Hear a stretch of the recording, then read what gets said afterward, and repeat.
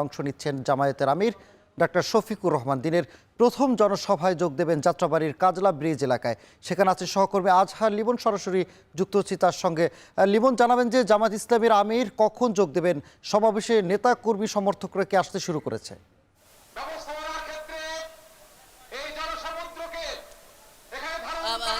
সানি, সারা দেশের নেতা সারা দেশ নয়, আমরা যেটি দেখছি যে এই যাত্রাবাড়ির কাজলা ব্রিজের পূর্ব পাশে মূলত বাংলাদেশ জামাত ইসলামের এই নির্বাচনী সভাটি হচ্ছে এবং এই ব্যানারে যেটি লেখা আছে বা এই জনসভায় যেটি ঘোষণা আছে সেটি হলো এই ঢাকা মহানগরীর সর্ববৃহৎ যে আসন ঢাকা 5 এবং ঢাকা 4-এর যে দাঁড়িপাল্লার যারা প্রার্থী রয়েছেন তাদের সমর্থনে এইখানে এই সভাটি হচ্ছে।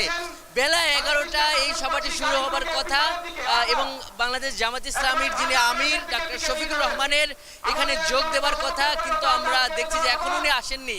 কিন্তু এরই মধ্যে কাজলা ব্রিজের যে পূর্ব পাশ সেই প্রান্ত থেকে একদম কোনাবাড়ি পর্যন্ত আমরা দেখছি যে জামাত ইসলামীর যারা সমর্থক রয়েছেন তারা তো এইখানে জড়ো হয়েছেন। এর বাইরে কিন্তু আমরা দেখছি যে এই 10-11 দলীয় যারা জোটের যারা নেতৃবৃন্দ তারাও এখানে যোগ দিয়েছেন।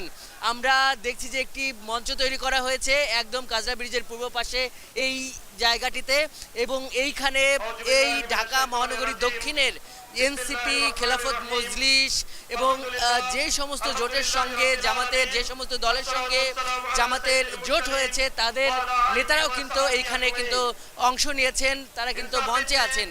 এবং আমরা সকাল থেকে যেটি দেখছিলাম যে এই ঢাকা মহানগরীর যে 5 আসন এর বিভিন্ন এলাকা থেকে খণ্ড খণ্ড মিছিল করে এই সমাবেশে যোগ দেওয়ার জন্য এখানে এসেছেন।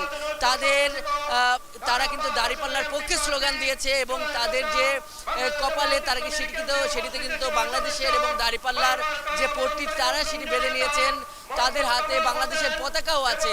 আমরা এই সমাবেশটি যেহেতু রাস্তার পাশে হচ্ছে, আমরা দেখছি যে সড়কের অনেকাংশ কিন্তু এখানে ভরাট হয়ে গেছে, কিন্তু এখানে যারা স্বেচ্ছাসেবী রয়েছেন তারা কিন্তু এখান থেকে গাড়িগুলো যাতে পাস করতে পারে সেটি নিয়ে কাজ করছেন।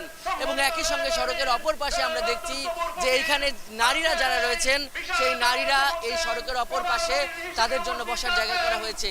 এই আসনগুলোতে নগর সেবা সহ নানান ধরনের সমস্যা আছে।